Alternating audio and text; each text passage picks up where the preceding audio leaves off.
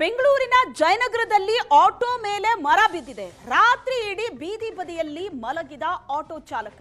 ಕೆಲಸಕ್ಕೋಸ್ಕರ ಬೆಂಗಳೂರಿಗೆ ಬಂದ ಚಾಲಕನ ಬದುಕು ಅತಂತ್ರ ಆಗಿದೆ. ಬೆಂಗಳೂರಿನ ಜಯನಗರದಲ್ಲಿ ಮರ ಒಂದು ಆಟೋ ಮೇಲೆ ಬಿದ್ದಿದೆ. ರಾತ್ರಿ ಇಡೀ ಆಟೋ ಚಾಲಕ ಬೀದಿ ಬದಿಯಲ್ಲೇ ಮಲಗಿದ್ದಾರೆ. ಕೆಲಸಕ್ಕೋಸ್ಕರ ಬೆಂಗಳೂರಿಗೆ ಬಂದಂತಹ ಚಾಲಕ ಈತ ಬದುಕೆ ಅತಂತ್ರ ಆಗಿದೆ. ಚಿಕ್ಕಮಗಳೂರು ಮೂಲದ ಆಟೋ ಚಾಲಕ ರಶೀದ್ ಮನೆ ಇಲ್ಲದೆ ಪ್ರತಿನಿತ್ಯ ಆಟೋದಲ್ಲೇ ಮಲಗ್ತಾ ಇದ್ದ. ಮರ ಬಿದ್ದು ಆಟೋ ಜಖಮಾಗಿದೆ. ಈಗ ಬೀದಿಯಲ್ಲೇ ಮಲಗೋ ಪರಿಸ್ಥಿತಿ ಬಂದಿದೆ ರಶೀದ್. ದೃಶ್ಯದಲ್ಲಿ ನೋಡ್ತಾ ಇದ್ದೀರಿ ನೀವು, ಇಡೀ ಆಟೋ ಜಖಮಾಗಿದೆ.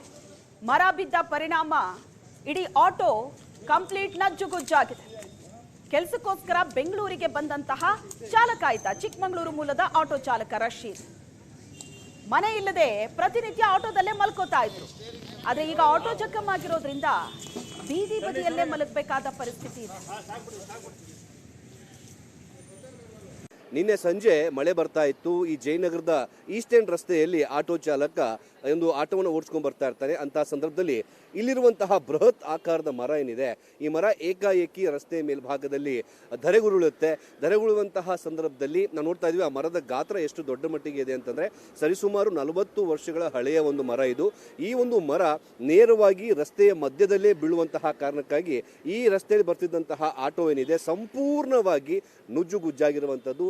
ಸೀದಾ ಈ ಒಂದು ಆಟೋದ ಮೇಲ್ಭಾಗದನೇ ಈ ಮರ ಬೀಳುವಂತಹ ಕಾರಣಕ್ಕಾಗಿ ಕಂಪ್ಲೀಟ್ ಆಗಿ ಮರ ಏನು ಆಟೋ ಏನಿದೆ ಆ ಆಟೋದ ಪರಿಸ್ಥಿತಿ ನಾವು ನೋಡ್ತಾ ಇದ್ದೀವಿ ಯಾವ ರೀತಿಯಾಗಿದೆ ಅಂತ ಹೇಳಿ. ಅದೃಷ್ಟವಶಾತ್ ಈ ಆಟೋದಲ್ಲಿ ಇದ್ದಂತಹ ರಶೀದ್ ಎಂಬ ಚಾಲಕನಿಗೆ ಯಾವುದೇ ರೀತಿಯಾದಂತಹ ಪ್ರಾಣಹಾನಿಗಳಾಗಿಲ್ಲ. ಆದರೆ ಆತನ ಕೈ ಮತ್ತೆ ಕಾಲಿಗೆ ಗಂಭೀರ ಗಾಯಗಳಾಗಿದ್ದಾವೆ. ಆದರೆ ಈ ವ್ಯಕ್ತಿಯ ಕಥೆಯನ್ನ ಕೇಳಿದ್ರೆ ತುಂಬಾ ಕರುಣಾಜನಕ ಆಗಿರುವಂಥದ್ದು. ಈತ ಮೂಲತಃ ಚಿಕ್ಕಮಗಳೂರದವನು. ನಾನು ಮಾತಾಡ್ತೀನಿ ಅವ್ರನ್ನ. ಎಲ್ಲ ಹೇಳ್ತಾರೆ ಸತ್ತೋಗ್ಬಿಟ್ಟ ಇಲ್ಲ ಡ್ರೈವರ್ ಇಲ್ಲ ಅಂತ ಹೇಳಿದ್ರು. ಮತ್ತು ನಾನು ಬದುಕಿದ್ದೀನಿ ಅಂತ ನಾನು ಹಾರಿ ಜಂಪ್ ಆಗಿ ಬಂದೆ ಸರ್. ಎಲ್ಲ ಕರೆಂಟ್ ಕಂಬ ಎಲ್ಲ ಕಟ್ಟಾಗಿದ್ದು ಅರ್ತಿಂಗ್ ಎಲ್ಲ ಆಗ್ತಿತ್ತು ಸರ್. ಕರೆಂಟ್ ಎಲ್ಲ ಅದೆಲ್ಲ ಕರೆಂಟ್ಗೆಲ್ಲ ಕಂಬ ಬಿದ್ದು ಅರ್ತಿಂಗ್ ಎಲ್ಲ ಆಗ್ತಿತ್ತು. ಕರೆಂಟ್ ಕಂಬ ಬಿದ್ದು.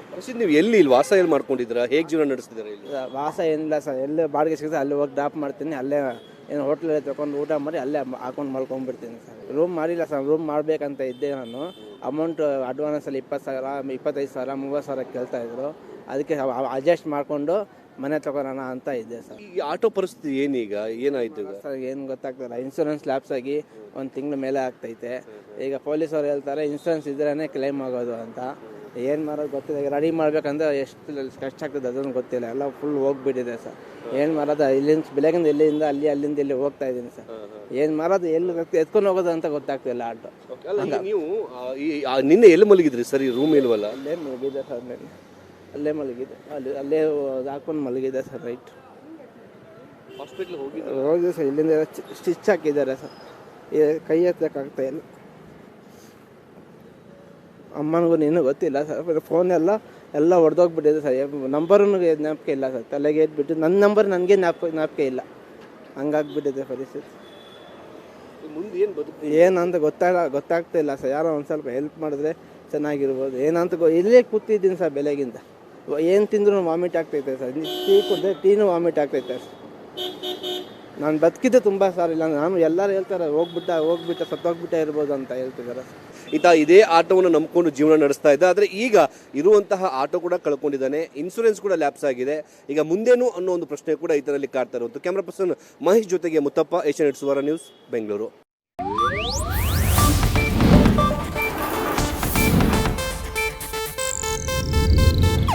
ಇದು ಏಷ್ಯಾನೆಟ್ ನ್ಯೂಸ್ ನೆಟ್ವರ್ಕ್ ಪ್ರಸ್ತುತಿ.